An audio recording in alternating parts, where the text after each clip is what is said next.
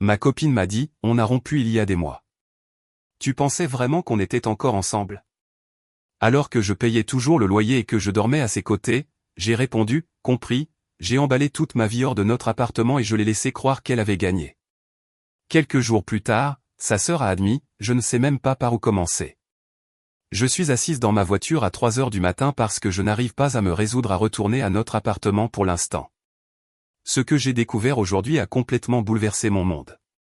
J'ai 28 ans, je travaille comme agent de sécurité de nuit au centre-ville et je termine mon master en droit par correspondance. Je gagne environ 35 000 € par an.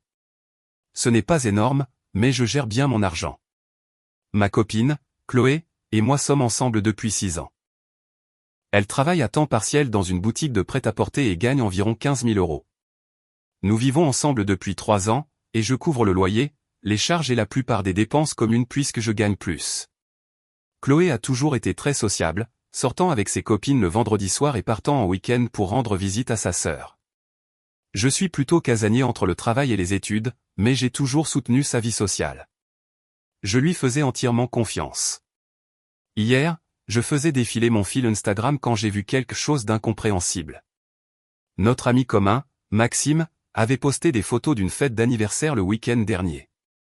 En arrière-plan, je pouvais clairement voir Chloé embrasser un type que je n'avais jamais vu auparavant. Elle portait la robe qu'elle avait achetée le mois dernier pour son week-end entre filles avec ses amis de fac. J'ai envoyé un message à Maxime, et mec, Chloé était à la fête de Jack le week-end dernier? Je pensais qu'elle était partie avec ses copines de fac. Sa réponse m'a frappé de plein fouet, mec, je croyais que vous aviez rompu il y a des mois. Elle amène Théo partout depuis février. Vous vous êtes remis ensemble? Rompu il y a des mois. Qui est ce Théo? Je vis avec elle, je dors à côté d'elle, je paie nos factures, et apparemment tout le monde pense qu'on a rompu en février. J'ai appelé Maxime immédiatement, Maxime, qu'est-ce que tu veux dire par on a rompu? On vit ensemble. On était ensemble mardi dernier quand tu es passé. Bon sang, Julien. Chloé raconte à tout le monde que vous avez fini en février. Elle a dit que c'était mutuel et que vous régliez juste les détails du logement, mais qu'elle était célibataire et voyait d'autres gens. Nous n'avions pas rompu. Nous planifions des vacances pour le mois prochain. Il n'y a eu ni pause, ni rupture, rien. Après avoir raccroché, j'ai passé des heures à éplucher les réseaux sociaux comme un détective.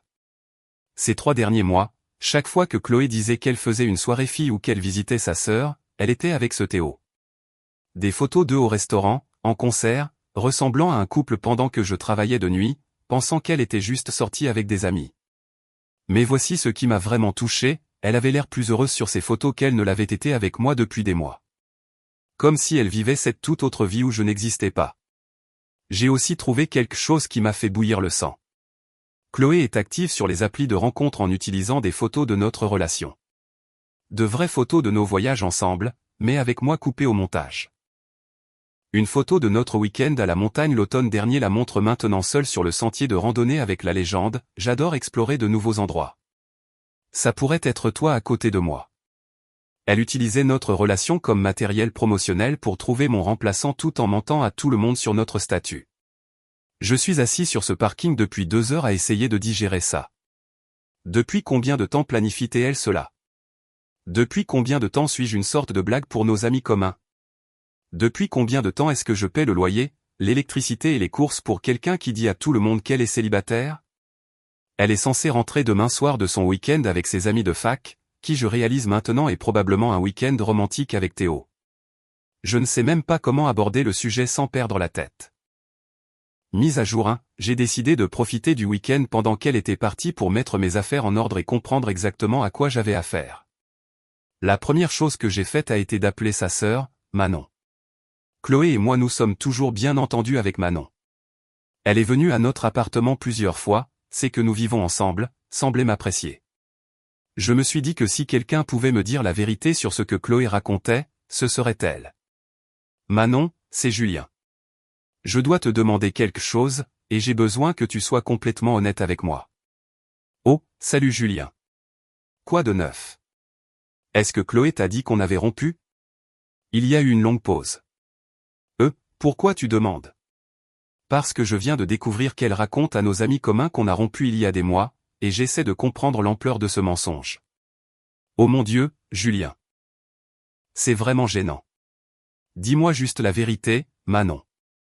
S'il te plaît. Elle nous a dit, à maman et moi, que vous aviez mis fin aux choses en février parce que tu étais trop contrôlant sur sa vie sociale. Elle a dit que tu ne la laissais pas sortir avec ses amis et que tu la faisais se sentir piégée. J'ai failli laisser tomber le téléphone.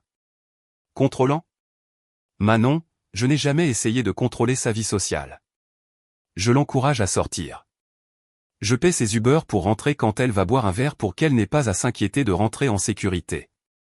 Je sais que c'est bizarre à entendre, mais elle a dit que vous vous disputiez beaucoup et que tu menaçais de la mettre à la porte si elle n'arrêtait pas de voir ses amis. C'est complètement inventé. On ne se dispute pas, et je n'ai jamais menacé de la virer. On vit ensemble, on partage les frais, on dort dans le même lit tous les soirs. Comment a-t-elle expliqué cette partie? Elle a dit que vous étiez encore en train de régler les détails du logement, mais qu'elle cherchait son propre appartement. C'était de la folie. Chloé avait créé tout un récit fictif où j'étais le petit ami contrôlant qu'elle avait courageusement quitté. Alors qu'en réalité, je la soutenais financièrement et émotionnellement pendant qu'elle me trompait et mentait à tout le monde sur notre relation. Manon, elle te ment. On est ensemble. On a été ensemble tout ce temps. Elle m'a encore dit hier matin qu'elle m'aimait avant de partir en voyage. Ça n'a aucun sens. Elle demande de l'argent à maman pour l'aider avec le loyer parce que sa colocation ne se passait pas bien. Et voilà. Chloé disait à sa famille qu'elle avait besoin d'aide financière parce que sa situation de logement était instable, alors que je payais 100% de notre loyer et des charges. Elle jouait sur les deux tableaux, obtenant de l'argent de moi et de sa famille en mentant sur notre statut relationnel. Après avoir raccroché avec Manon, j'ai appelé mon pote Thomas du boulot. Thomas a traversé un divorce compliqué et il est très pragmatique sur les relations. Thomas, j'ai besoin de ton aide pour un truc et j'ai besoin que tu ne poses pas trop de questions avant que je t'explique tout. Qu'est-ce qui se passe, frérot? Chloé me trompe et ment sur notre relation depuis des mois. Elle est partie jusqu'à demain soir, et j'ai besoin de sortir mes affaires et de couper les ponts complètement avant qu'elle ne revienne. Bordel, de quoi t'as besoin? D'aide pour déménager et d'un endroit où crècher quelques jours le temps que je trouve un logement. C'est fait. On commence quand? J'ai passé le reste du samedi à m'extraire méthodiquement de la vie de Chloé.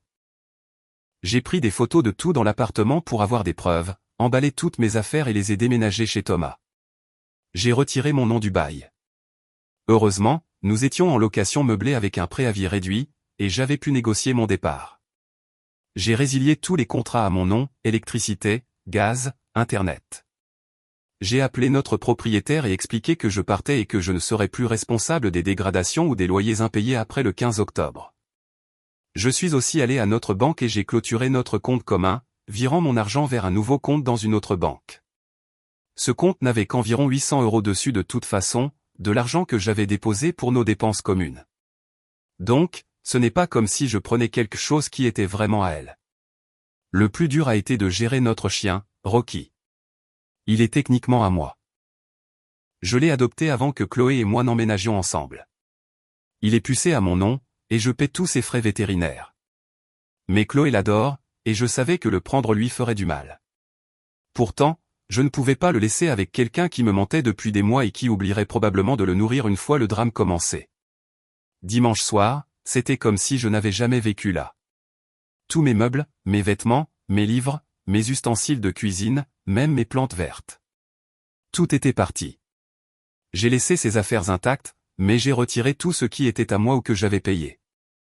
L'appartement avait l'air complètement différent avec juste ses affaires. J'ai écrit un mot court et l'ai laissé sur le comptoir de la cuisine. Chloé, je suis au courant pour Théo. Je suis au courant des mensonges que tu racontes à tout le monde sur notre rupture. Je suis au courant pour les applis de rencontre. C'est fini. Ne me contacte pas. L'électricité et Internet seront coupés lundi car ils étaient à mon nom. Le propriétaire sait que je pars. Ta moitié du loyer de ce mois est couverte, mais après ça, c'est ta responsabilité. Julien. J'ai laissé ma clé sur le mot, jeté un dernier coup d'œil et je suis parti. Ce matin, j'ai reçu un appel de Manon. Julien, Chloé m'a appelé en pleurant, demandant si je pouvais lui envoyer de l'argent pour la facture d'électricité. Elle a dit que son colocataire a déménagé soudainement et l'a laissé avec toutes les charges. Est-ce que je devrais? Non, Manon. Ne lui envoie pas d'argent. Elle a 26 ans et te ment depuis des mois sur notre relation. Il est temps pour elle de comprendre comment s'assumer. Mais si elle ne peut pas payer le loyer? Alors elle devra trouver un endroit moins cher ou retourner vivre chez vos parents. Ce n'est plus mon problème, et ça ne devrait pas être le tien non plus. Chloé m'appelle et m'envoie des textos non-stop depuis qu'elle est rentrée hier soir, mais j'ai bloqué son numéro. Elle a essayé d'appeler depuis différents numéros, mais je ne réponds à rien que je ne reconnais pas. Je sais qu'elle panique probablement parce que toute sa mise en scène vient de s'effondrer. Mais honnêtement, c'est ce qui arrive quand on essaie de mener une double vie.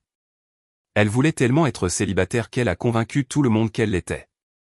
Maintenant, elle peut vraiment être célibataire et gérer toutes les responsabilités qui vont avec. Je reste chez Thomas encore une semaine pendant que je cherche un nouvel appart. C'est bizarre de recommencer à 0 à 28 ans, mais aussi un peu libérateur. Pour la première fois depuis des années, je ne suis responsable que de mes propres factures et de mes propres choix. D'autres mises à jour à venir selon l'évolution de la situation.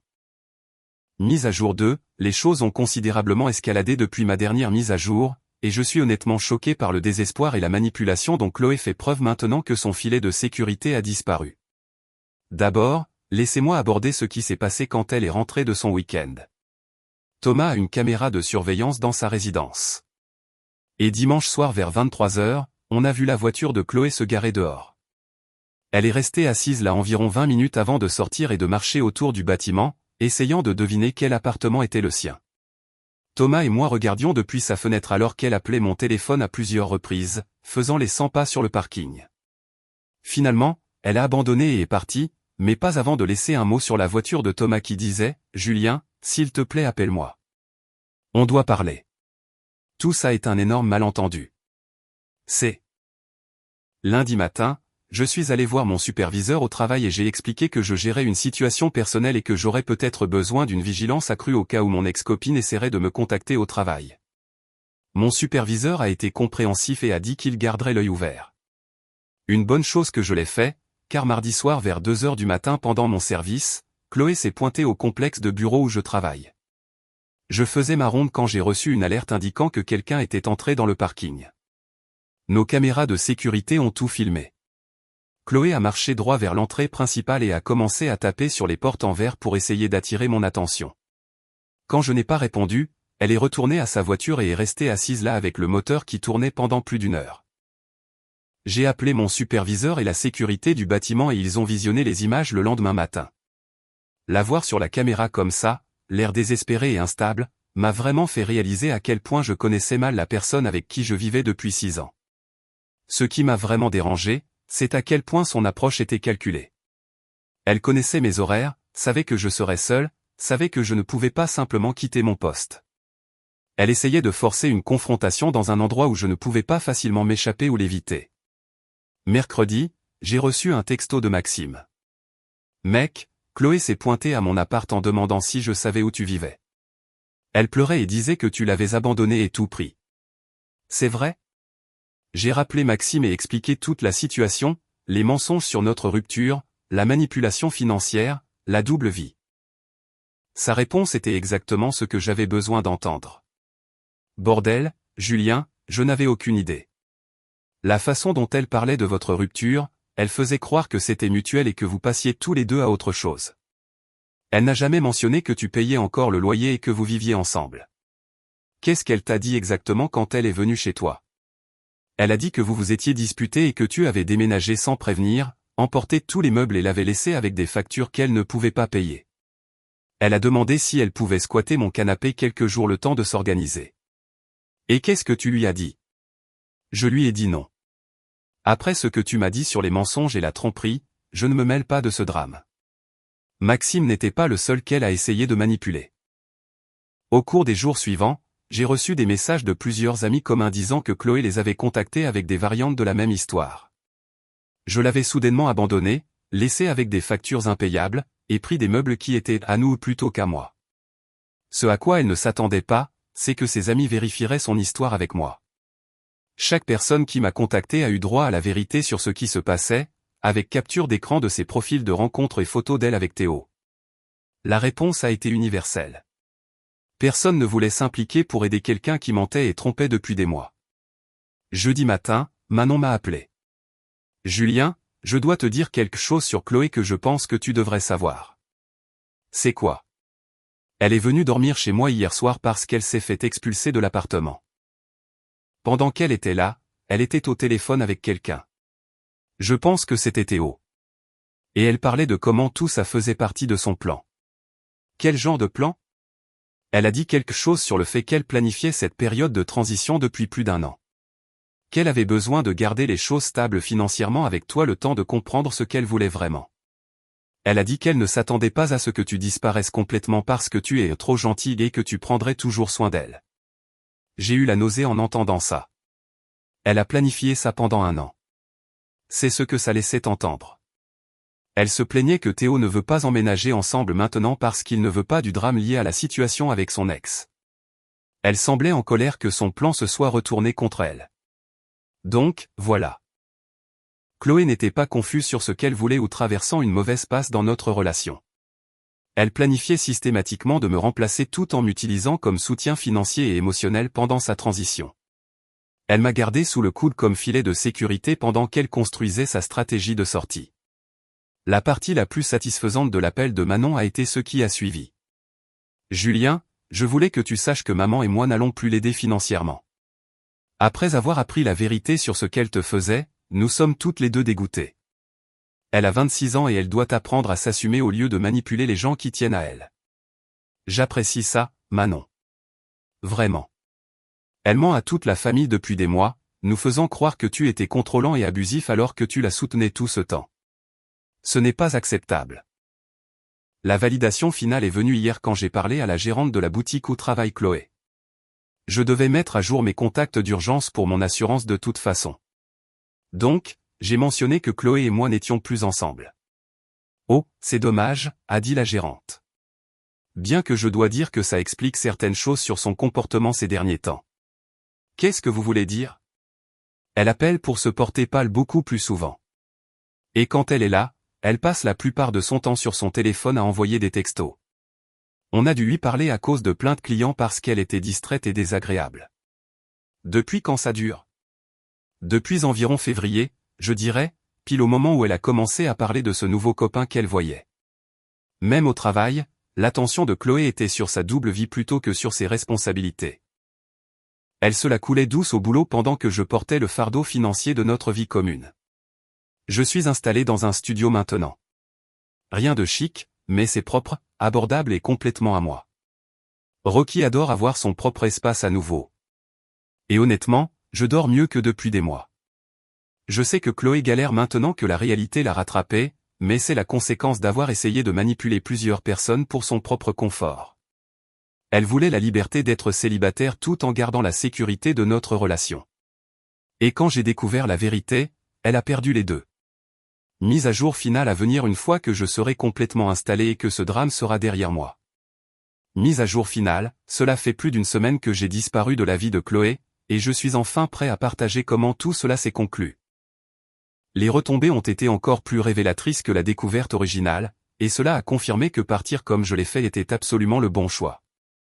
D'abord, une mise à jour sur les aspects pratiques.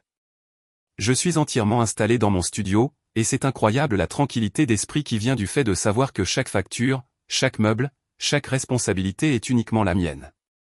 Plus besoin de me demander si on profite de moi ou si je finance la vie secrète de quelqu'un d'autre. Rocky s'est parfaitement adapté à notre nouvel endroit. Il semble plus calme aussi, ce qui me fait me demander s'il ressentait la tension dans notre ancien appartement que j'étais trop aveugle pour voir. Mais la vraie conclusion de cette histoire est ce qui s'est passé avec les tentatives de plus en plus désespérées de Chloé pour me récupérer une fois qu'elle a réalisé à quel point elle dépendait de ma stabilité. Jeudi dernier, elle a réussi à avoir ma nouvelle adresse. Je ne sais toujours pas comment. Je ne l'ai donnée à personne sauf à mon travail et mon propriétaire. Elle s'est pointée à 19h juste au moment où je rentrais des cours, debout près de ma voiture sur le parking. Julien, s'il te plaît, on doit parler. Tu ne peux pas juste jeter 6 ans sans me donner une chance de m'expliquer. Je suis resté là à la regarder, cette personne que je pensais connaître, et je n'ai absolument rien ressenti. Pas de colère, pas de tristesse, pas de nostalgie, juste du vide. Il n'y a rien à expliquer. Chloé, tu as fait tes choix au cours de la dernière année. Maintenant tu dois vivre avec les conséquences. Ce n'était pas ce que tu crois. J'étais confuse sur ce que je voulais, mais je n'ai jamais cessé de tenir à toi. Tu as été confuse pendant une année entière. Tu étais confuse quand tu créais des profils de rencontres avec nos photos. Tu étais confuse quand tu disais à ta famille que je te contrôlais. Tu étais confuse quand tu planifiais ta période de transition pendant que je payais toutes nos factures. Son visage est devenu blanc. Elle ne s'attendait pas à ce que je sache pour les mensonges à la famille ou la planification d'un an. Comment as-tu? Qui t'a dit ça? Est-ce que ça a de l'importance? Le fait est que je sais qui tu es vraiment maintenant. Je sais que notre relation entière n'était qu'une commodité pour toi pendant que tu cherchais ce que tu voulais vraiment. C'est faux. Je t'aimais. Je t'aime toujours. J'avais juste besoin d'espace pour comprendre certaines choses. De l'espace. Tu avais plein d'espace, Chloé. Tu avais de l'espace pour sortir avec d'autres gens. De l'espace pour mentir à tout le monde sur notre statut. De l'espace pour utiliser mes revenus pendant que tu jouais à la dinette avec quelqu'un d'autre. Ce que tu n'avais pas, c'était l'honnêteté de me dire ce qui se passait. Elle a commencé à pleurer à ce moment-là, mais ça semblait jouer, comme si elle essayait de déclencher mon instinct protecteur plutôt que d'exprimer une véritable émotion.